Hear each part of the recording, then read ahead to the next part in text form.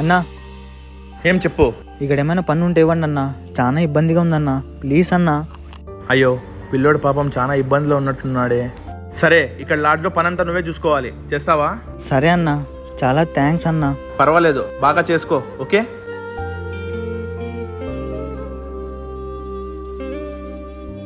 రే హర్షద్, ఇప్పుడు నువ్వు నా దగ్గర పని చేస్తున్నావు కదా, సడన్ గా ఎవరైనా వచ్చి నాకన్నా ఎక్కువ డబ్బులు ఇస్తామంటే నువ్వు నా దగ్గర పని వదిలేసి వెళ్తావా వెళ్ళవా?